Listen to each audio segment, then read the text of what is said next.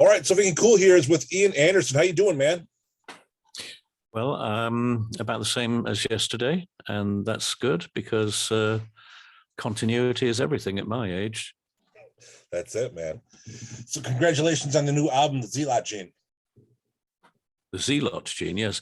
Well, we say zealot. It's zealot really, not in the sense of any biblical context so much as zealot just meaning a fanatic, someone who is passionate about something. You could be a zealot when it comes to supporting your favorite football team, or you could be a zealot in many different ways. But I apply it in this album to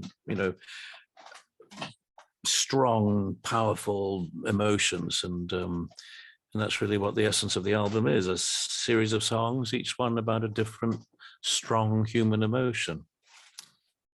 Now, this album has a few different concepts, from high emotions to people getting rants on social media and the Bible. Is that right?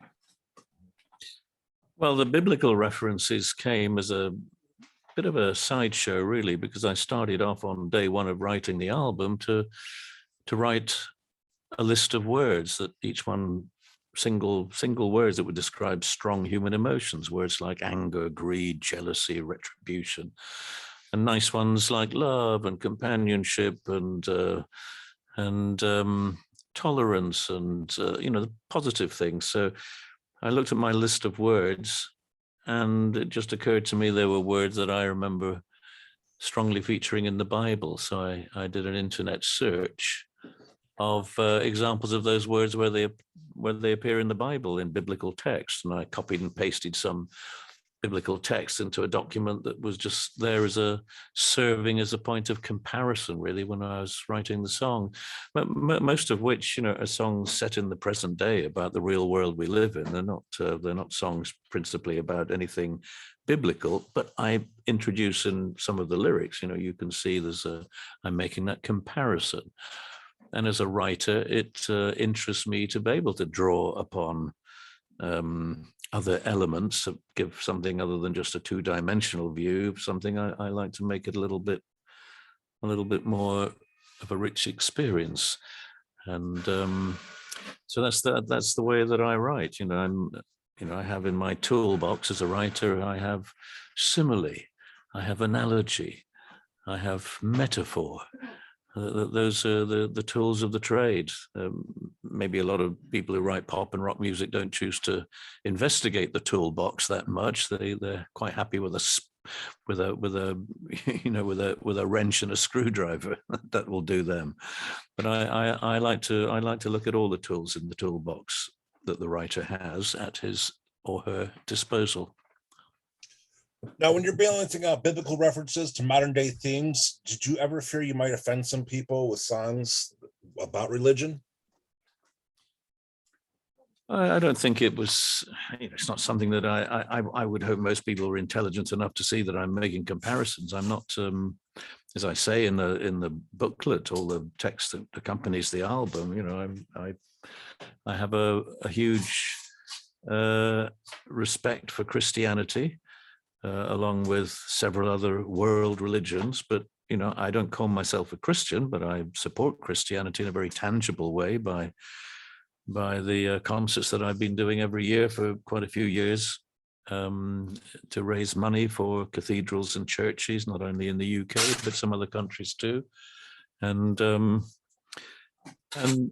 Bible serves as a constant reminder, really, of many aspects of behavior, of culture, of tradition, and I hold it very dear, but I'm not afraid to sometimes criticize, and I've done that in the past on the Aqualung album, for example, being critical about organized religion. But I don't think people by and large would be offended, because they would understand that underlying any apparent evaluation or criticism, there is a huge respect and taking up the position of being supportive in a very practical way for me.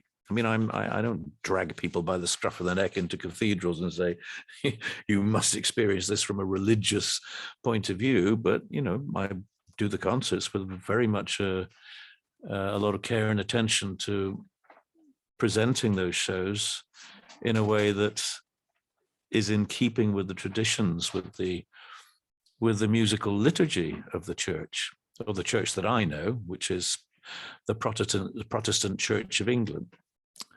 But I have played in Catholic places as well, in Italy, for example. But I'm very careful about time and place. I'm certainly not going out of my way to rail against organized religion, but from time to time, you've got to be critical of everything around you. You can't just accept it and say, oh, yeah, well, it's untouchable because it's the church. Now, when I was watching a video that you did on your YouTube, you also said this album has a lot to do with people ranting on social media. Have you ever gotten caught up on social media and had to deal with trolls? Well, I from 1998, we established a website, which was there very much as an informational website to give not only fans information about the band, the obvious thing, tour dates and record releases and so on, but a huge treasure trove of background information, which was also there for the media to plunder for, in writing about the band or the music.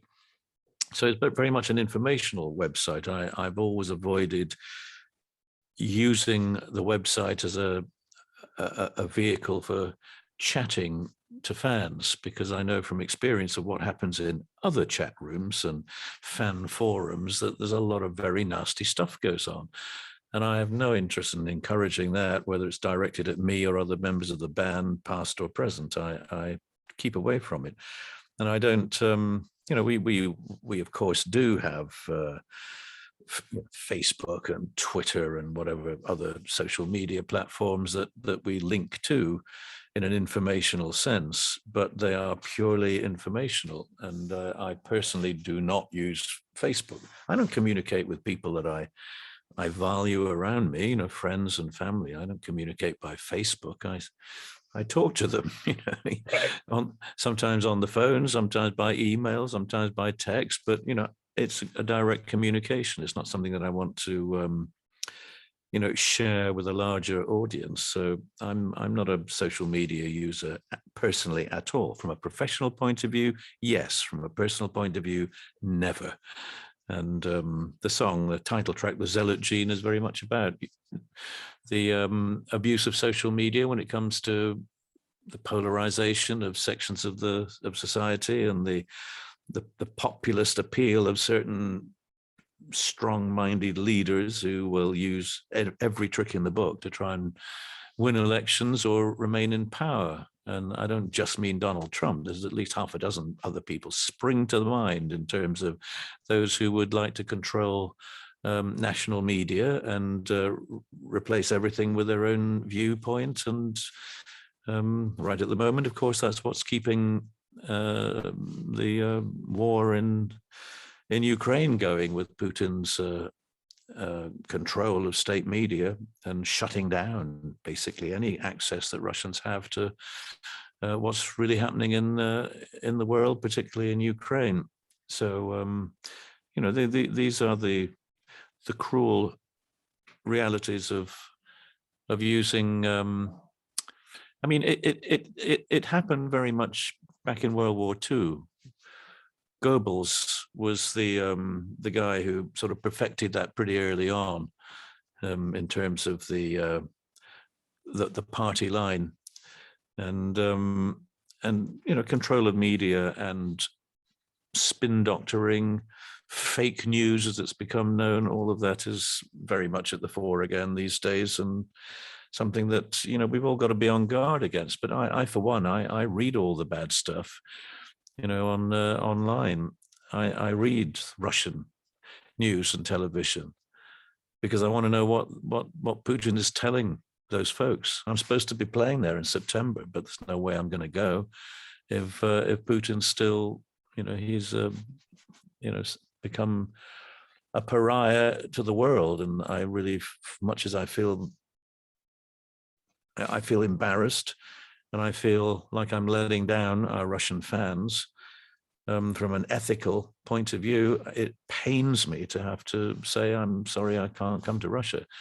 I'm supposed to be in Ukraine in just 2 or 3 weeks' time, and I won't be there for obvious reasons. But you know, it's a sad reality of where we are right now.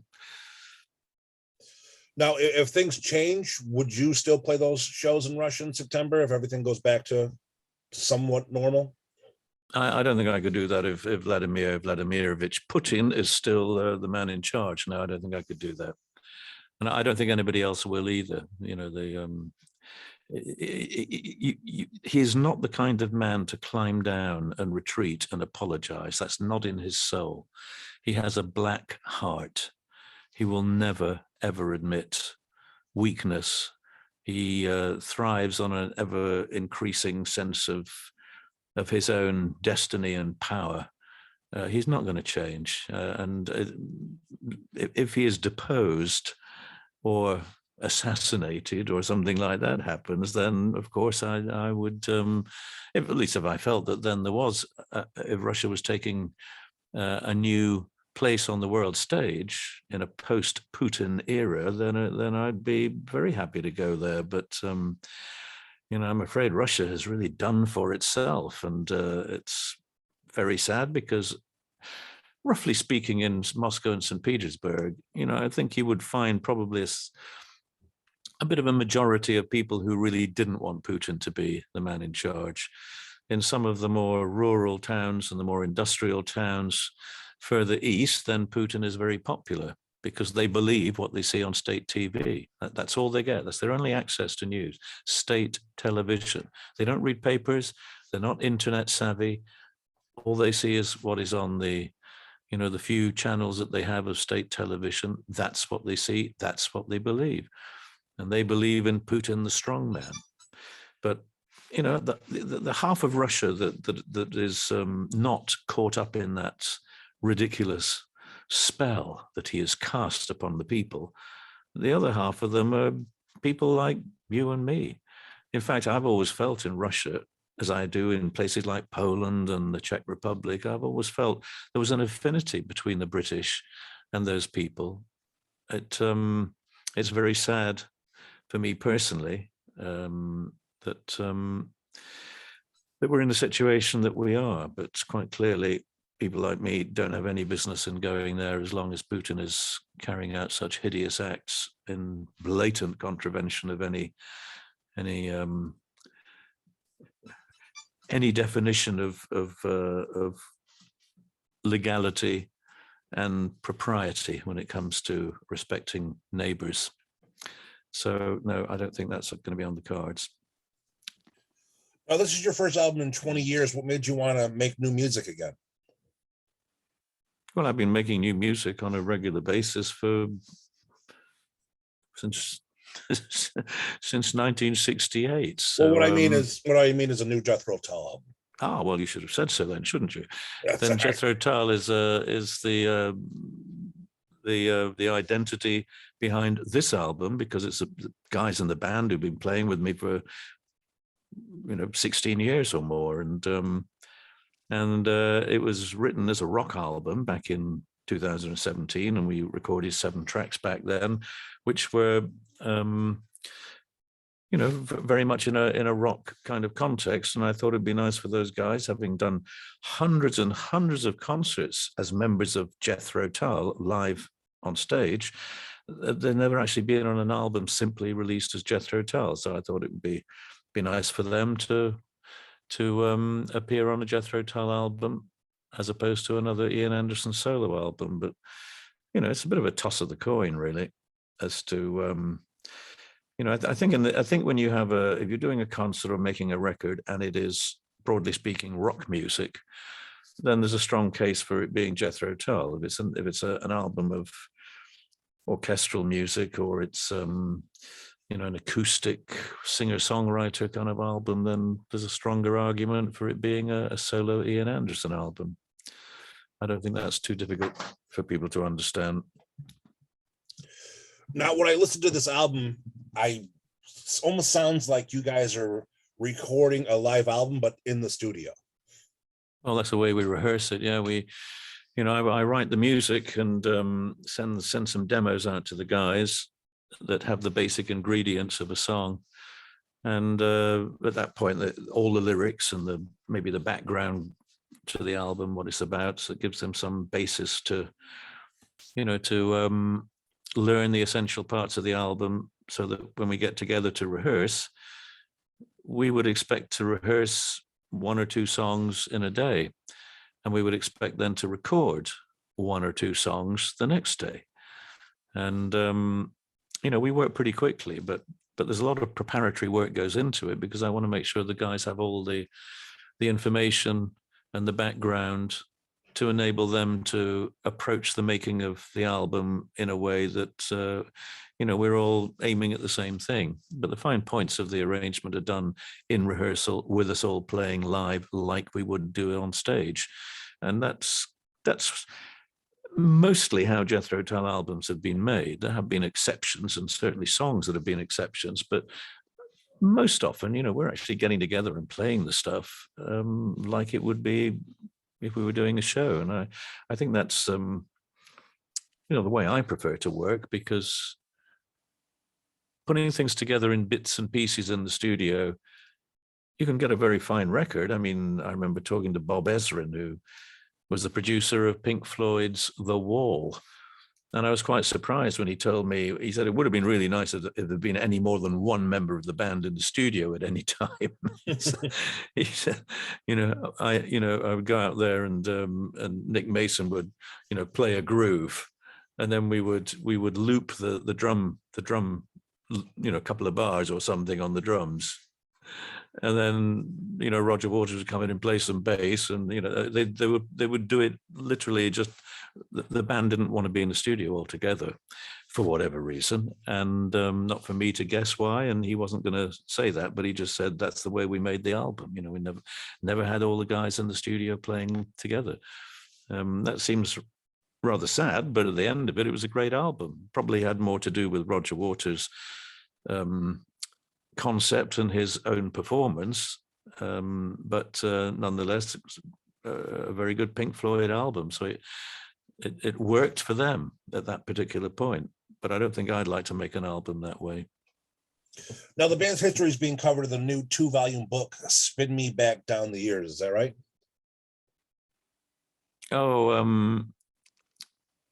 This is a fan book, isn't it? I know nothing about it. They never asked me. They just went ahead and did it. And they've actually been warned a couple of times not to try and capitalize on using song lyrics or titles or material that is copyrighted. But it's nothing to do with me. They are some fans who decided they were going to put out a book. I think I'm right in saying that. That's what that one is. Who are the authors of the book? I'm just reading this off your Facebook page. It says you guys got this new book coming out, and it's supposed to be over 50 years of telling about the band's history, and then your stuff before you actually joined Jethro Tull and things like that. Well, I'm afraid it's a new one to me. There in terms of books that are authorized books, then there is the Ballad of Jethro Tull, which is the authorized biography that came out, I think, in 2018 or something like that. And then Silent Singing, the collected lyric book of all of my work that came out towards the end of last year. And there is another book, an authorized book that is being put together right now, which is basically the fans talking about their own experiences of going to Jethro Tull concerts. So it's an authorized book for which I've written the foreword, but primarily it's all basically the fans writing their experiences and anecdotes about going to Jethro Tull concerts. So maybe that's the title of it. I honestly can't remember, but I know there is another unauthorized Jethro Tull book out, which is one that I personally have not seen. I've not read it, don't know what it's about. It's just the fact that they didn't ask me to be involved in it in any way suggests that it's something and I believe they do have several other ex-members of Jethro Tull involved in that book, but I was never asked to participate. So I guess it's excluded me for reasons that are. I can only guess they either don't like me, or that they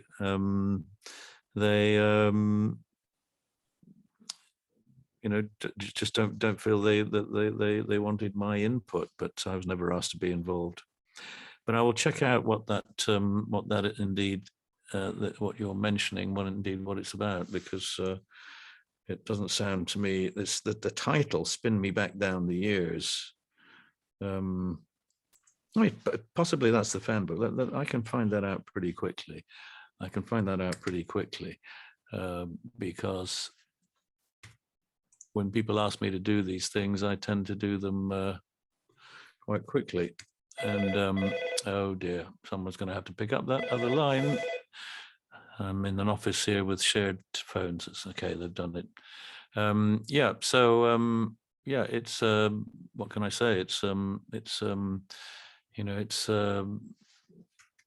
There's always people coming out with things. I turned down some couple of things in the last couple of weeks, people trying to get me involved in some book they were writing, but they just want to use me in some way to try and sell their book for them to make money, and they're looking for me to somehow back them to give it credibility. But I'm not really, I think people want to do that. They do it on their own rather than try and involve me in it, because I think I'm not there to try and earn other people a living. Now, one thing I want to ask you is that you're one of the few rock groups to feature the flute.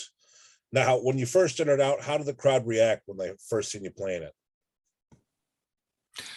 I think it was well,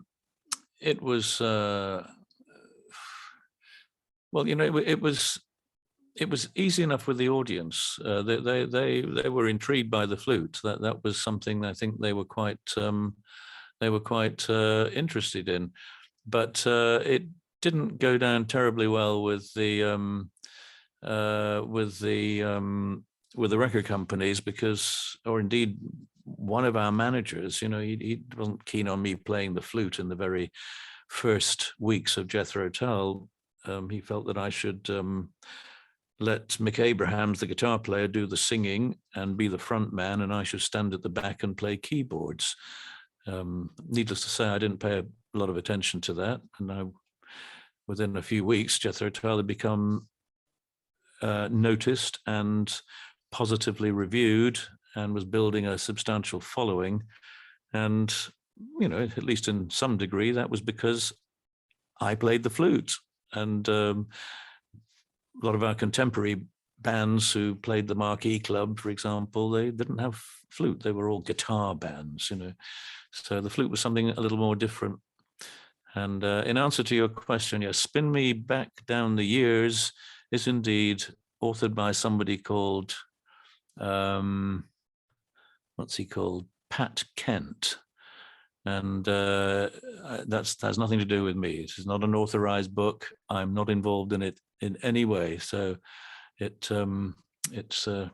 nothing official, nothing that I have a part in at all. So it's just someone, there've been many books written about Jethro Tull over the years, and people are free to write a book, a biography, or whatever it might be. They just have to be careful to observe copyright. And that is obviously one of the issues, that if you start using copyrighted images and album covers and all that sort of stuff, then you're infringing copyright.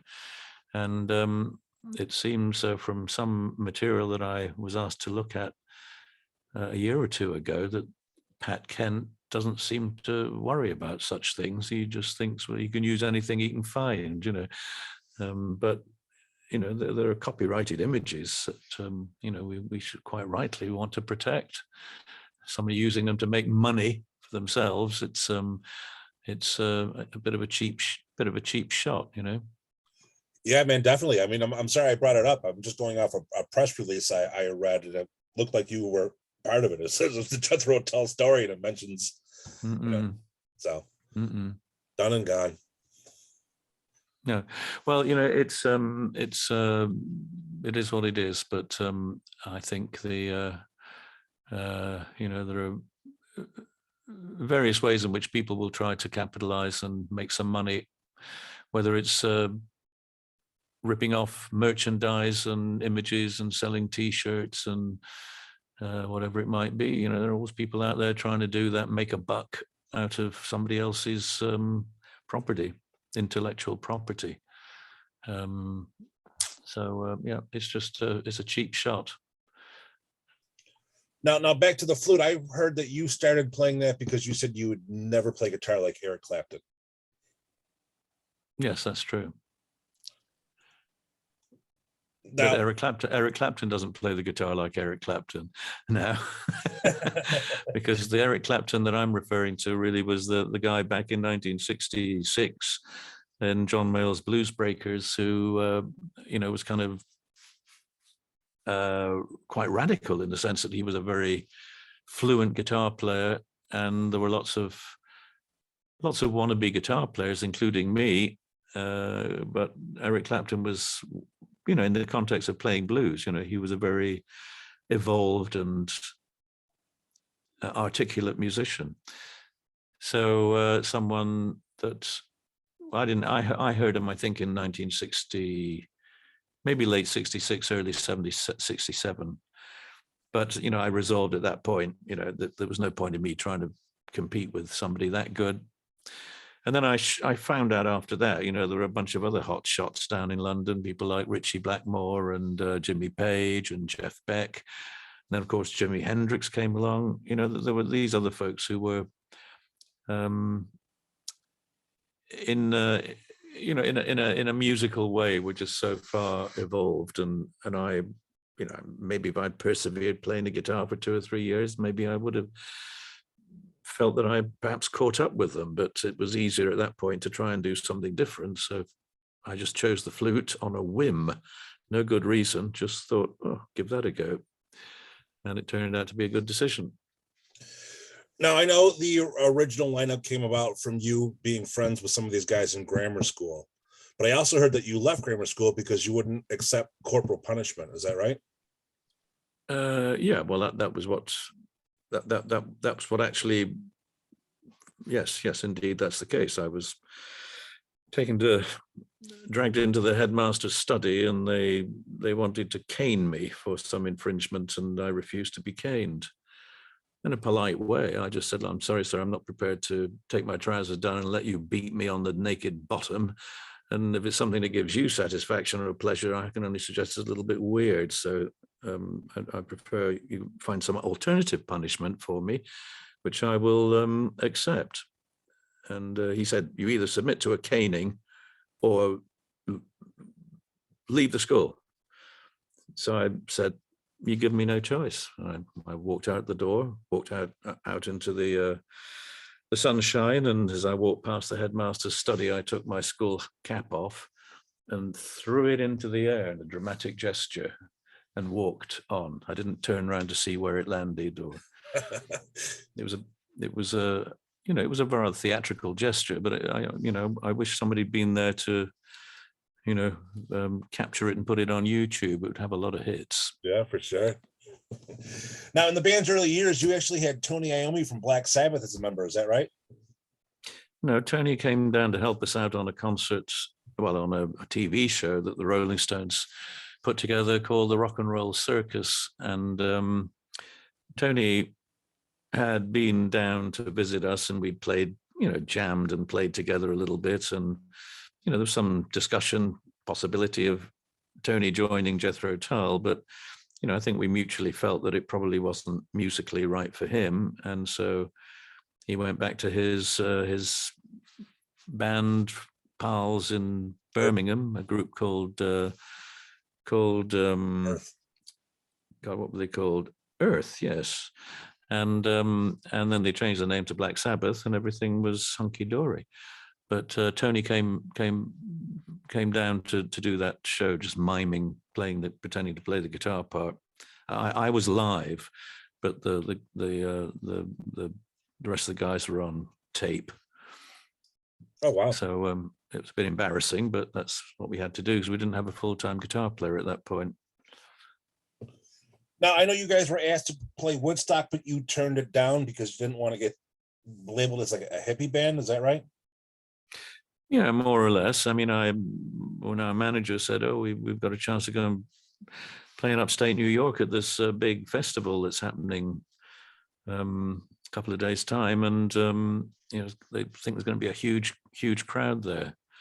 And I said, "Well, are they going to be taking drugs, and are they going to be getting naked and having sex?" And he said, "Oh yeah, all of that." So I said, "Well, I think I might be washing my hair that night." And we didn't do it because I wasn't, really particularly, I didn't identify with that whole hippie thing. And I think it turned out to be a good move because it was too early for Jethro Tull. If we played Woodstock and we'd been, okay, people would have identified us as being that band, and we would have lived with that forever, from a zero start. The only thing that people would talk about is Jethro Tull at Woodstock, and they did for 10 years after, who were kind of a band that managers also looked after and were on the same record label, 69 onwards. And they were labeled as the Woodstock band, and to this day, I mean, I know this because I've played with 10 years after many times over the years, and Leo Lyons, the bass player, has taped to the side of his Fender Precision bass a set list. And I asked him, I said, "Oh, what have you been playing tonight then, Leo?" He said, "Oh, usual songs." I said, "Oh, so the set list looks like it's been there for a while." He said, it's been there since 1969. It's taped to my guitar from Woodstock." I still play the same songs. That's awesome. Now, you had some different looks throughout the years, and one thing I know is that you had a codpiece that you wore in the early 70s. And from what I heard is that it was hard to upkeep and clean that item. Is that right? Well, it wasn't something. I mean, you could dry clean it, but they don't. You're in the average Midwest holiday, and the dry cleaner, it's not something you can just instantly do. So my stage clothes, because I sweat like a pig, and everything would be completely soaking wet every night, and I felt, and when you truss yourself up with tights and a codpiece, and it gets particularly sweaty down there, so. I didn't think it was a particularly wholesome experience either for me or indeed the audience if they got too close. So the codpiece, the codpiece era lasted actually from about 1971 through 74, certainly. So there were a good 3 years of cod, not all the same codpiece. I mean, I did have quite a few, but they were all given away in charity auctions or indeed destroyed by my wife, who didn't particularly like that sort of thing. And so she refuses to admit, but I think they ended up on a bonfire somewhere. Now, this year is the 50th anniversary from Thick as a Brick, which was originally a spoof album, and it's one song that was 43 minutes long, co-written by a fictional character. Well, I decided I would write an album that was a little bit of a tongue-in-cheek parody of the concept album genre and prog rock, as it was yet to be known. But I'm not sure that the other guys in the band to begin with sort of understood really what I was driving at, but they had faith in me, and I would write the next 3 or 4 minutes of music every morning, and then meet up with the guys in the afternoon, and we would learn it, rehearse it, and add it to what we'd done the days before. So after 10 days, we had an album, and we went into the studio and recorded it in about a week.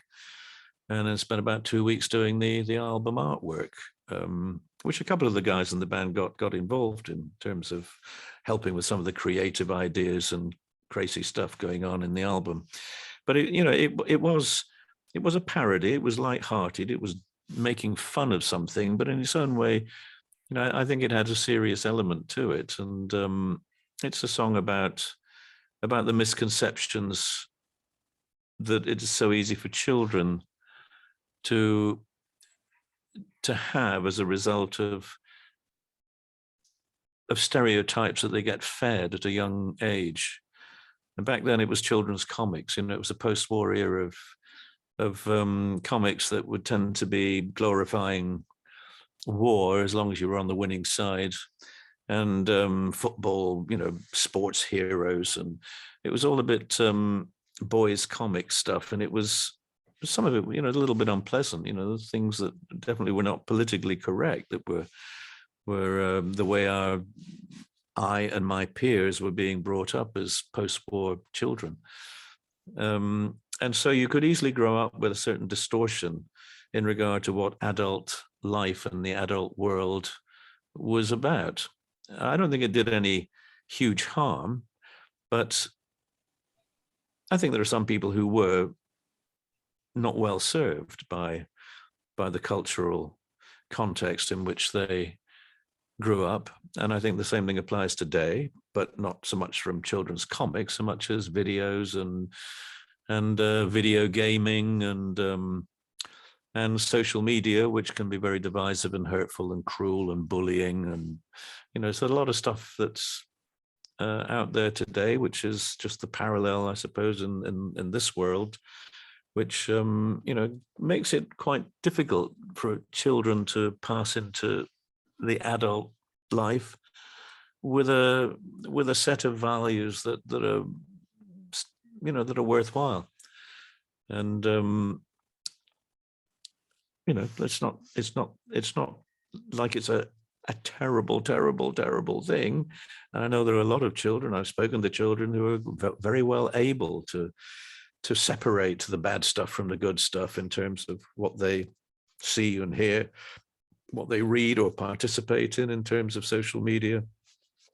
They're not stupid. They can see the bad stuff, and they can see it coming from a long way away.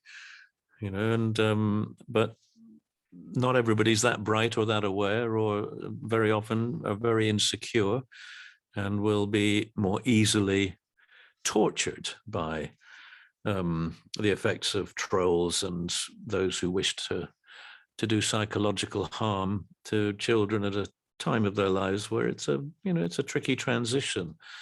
And so that in its own way, The Thick as a Brick was really about that transition and the way in which you could be, you could have a distorted sense of what the adult world was about. Now, with this being the 50th year that it came out, do you have any plans for the anniversary? I don't know, takeaway curry maybe, or early bed. I don't know. I'm not really an anniversary or birthday kind of guy. I'm not. It doesn't do a busting amount. But the thing is that because of all the other compilations, box sets, re-releases, all that stuff that's gone on, and Thick as a Brick went through that on its 40th anniversary. And the re-release of Thick as a Brick 1, and then the packaging together with Thick as a Brick 2 as a double album. So, we've been there, done that. And so the 50th is a bit of a damp squid if we were to just do the same sort of thing again, but not with all the bells and whistles that we did on the 40th anniversary. So it's a little bit too late, I think, really, to do anything that's a major 50th anniversary piece of product.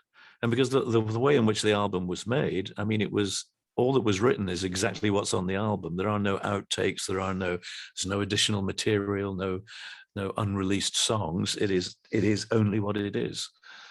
That's the nature of the record. That's the way it was made. So there's nothing you can add to it to make it to give it some value added place in the scheme of things. So no big deal, really. Now, how are you doing health-wise? I know you announced in 2020 that you had COPD. That's been reevaluated as a result of some tests that I did a few months ago, and I was. It would appear that the COPD analysis is less likely than asthma, and so, like many people, I suffer from asthma, which I now know.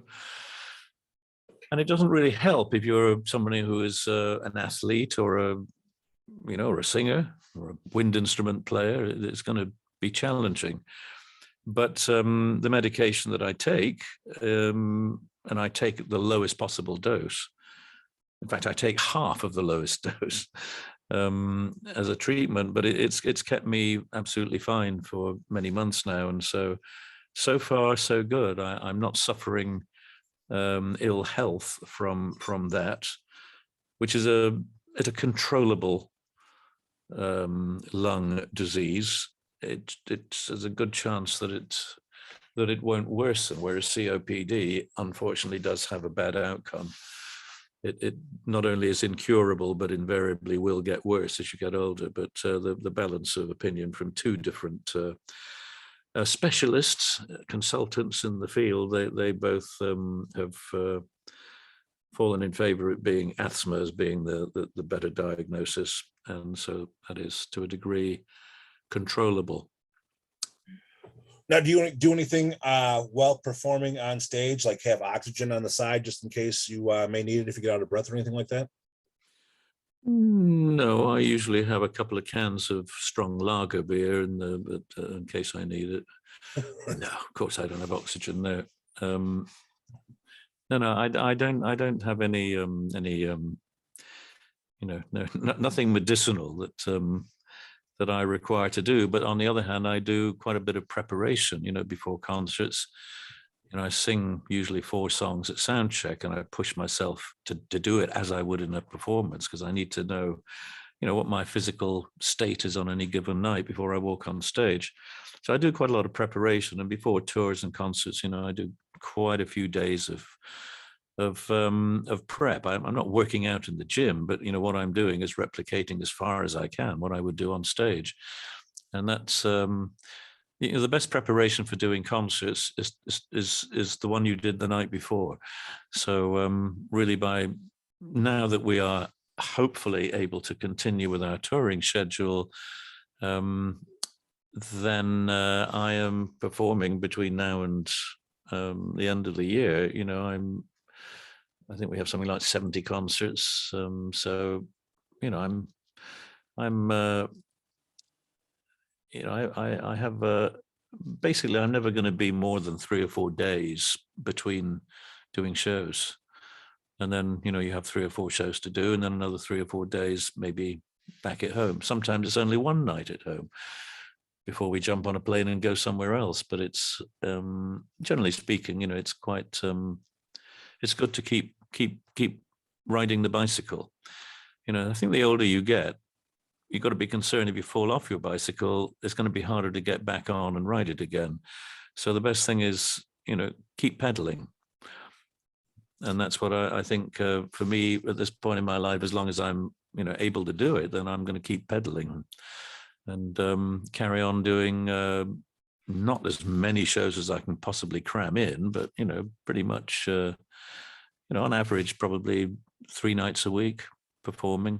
On average, because it never works out like that. But if I could do three shows a week for the rest of my life, that would allow me to spend, probably 3 nights at home in my own bed and 4 nights away. That's fine. I can handle that. Now, do you ever ease back on the one-legged flute playing?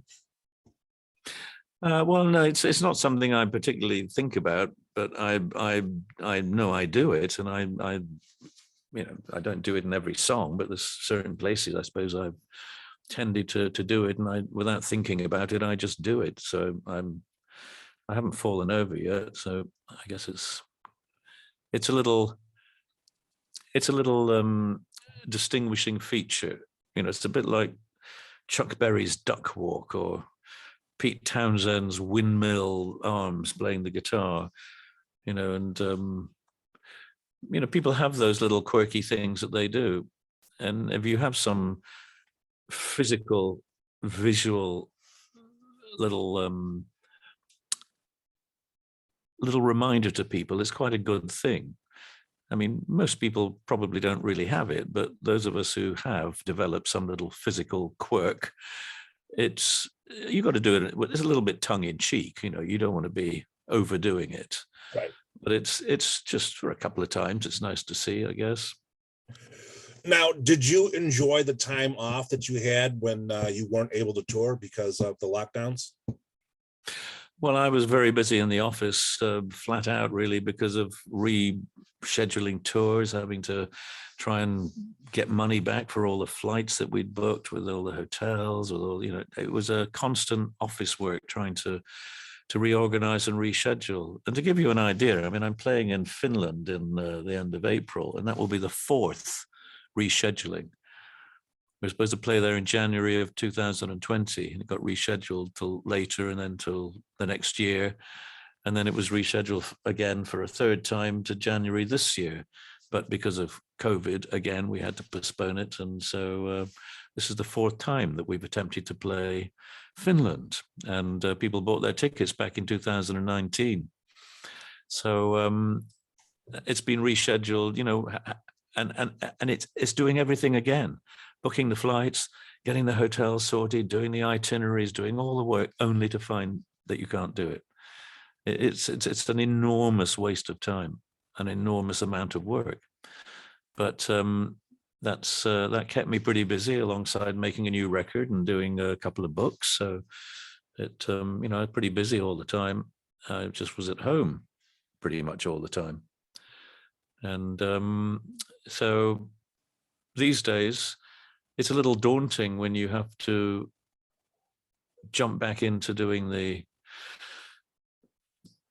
routine of touring, because it's not been so regular. But there are a lot more things we have to do these days that we didn't used to have to do. All of the entry documentation for different countries, the COVID certifications, the testing, providing PCR or antigen tests to go and travel. And there's a lot more stuff that we have to do, a lot of paperwork, a lot of not just for me, but for all the band and crew, because they have to do their own.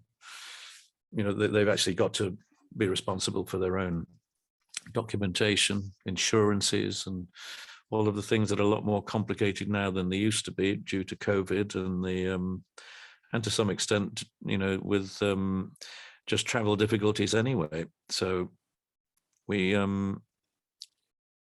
I wouldn't say it's as easy as it used to be, but you get used to it. The fact that you just got to allow for more hours of time when you're putting together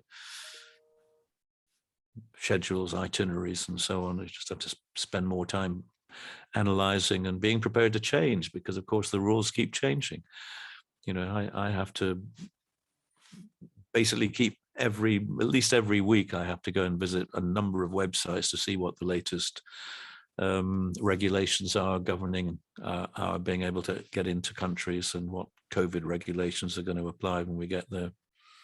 So it's a lot of extra work. It's going to be even more frustrating now that things are starting to ease back on the COVID front, but you never know what's going to happen with the possibility of a world war that might stop you one more time. Well, I booked my flights for Poland today for the band and crew, and I spent a lot of money today paying for flights, and only to read on my way home from London that some senior Kremlin person is telling the Polish people, they're going to crush them. Russia's going to crush Poland, for being, harboring refugees and supplying arms and so on.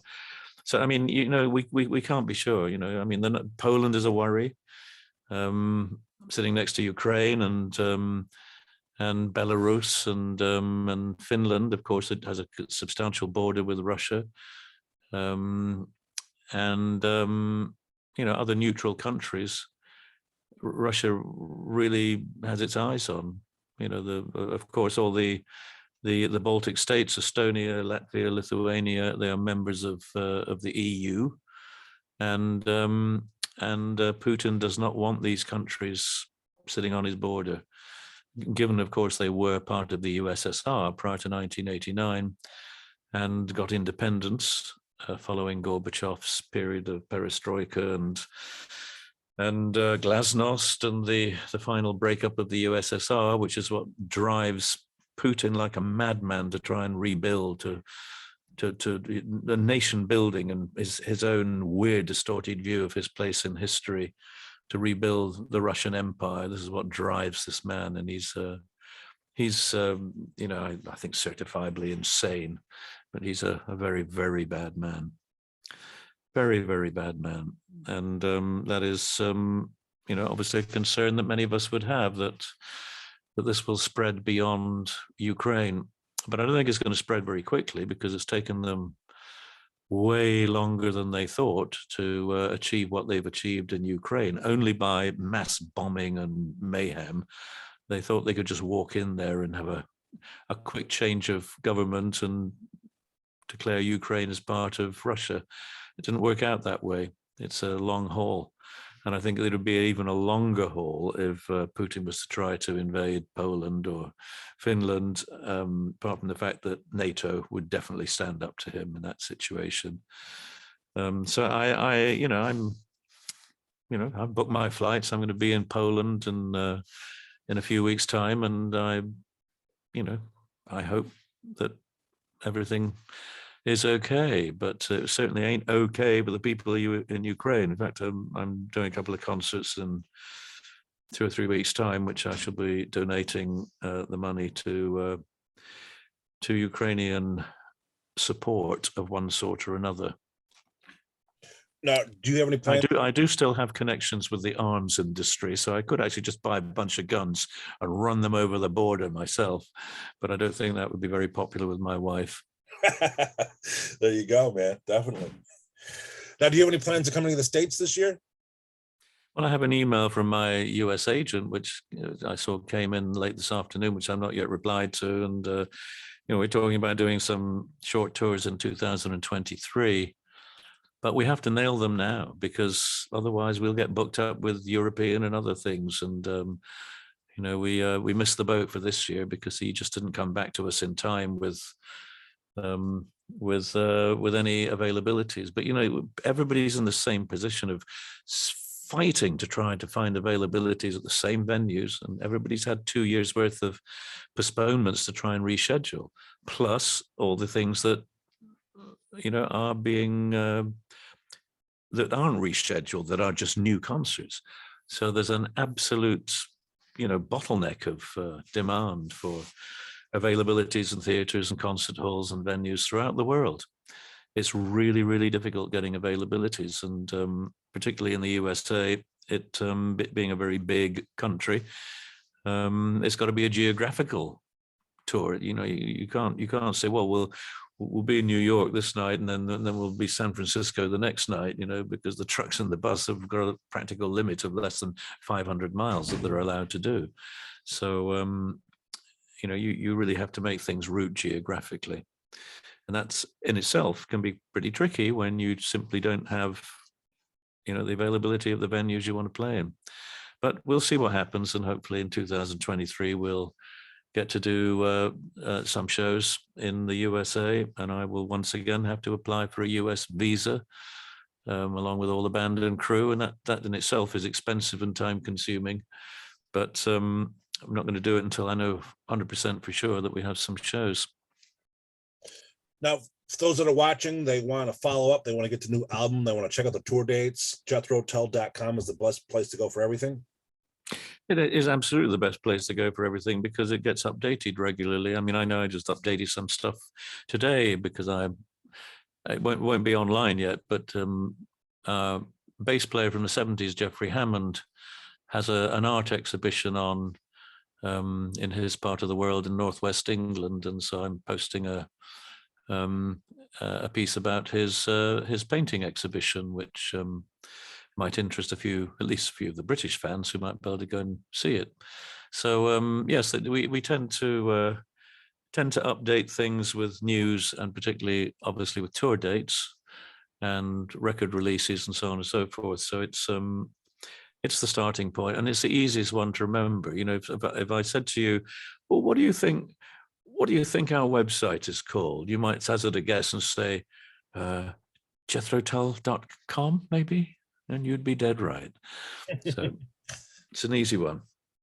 Now, before Okay, I yeah, nice to talk to you. Got to run now, and in fact, I have some things I have to quickly fix on a new piece of music I was recording early this morning. So I'm just got to fix something and save it to make sure that it's safe until tomorrow morning when I go back to work.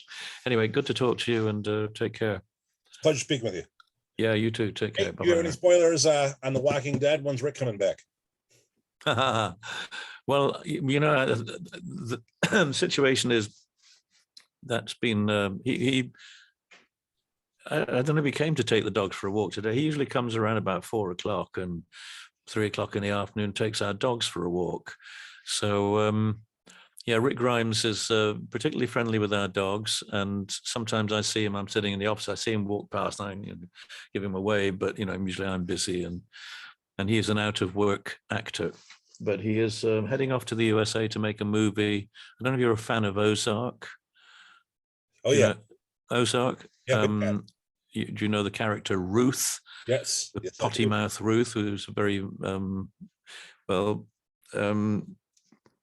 that actress and my son-in-law Andy are doing a movie together. So Rick Grimes meets Ruth from Ozark, and it's a supernatural, scary thriller, apparently. But they're filming that in the next few months, and they are definitely pushing ahead with not one, not two, but 3 Walking Dead movies, which they've been pushing for since before the last episode that Andy was in. But yeah, there's The Walking Dead is not yet done, which Norman Reedus will be for one will be hugely relieved at, because Norman's one of those guys who he doesn't want it to ever end. Norman loves his character so much that I think he would just go on forever. He's always calling Andy saying, "When are you coming back? When are you coming back? We need you here." So yeah, it's certainly intended that things will progress the way they were supposed to do. But after 2 years of COVID, things were getting very difficult to try and progress.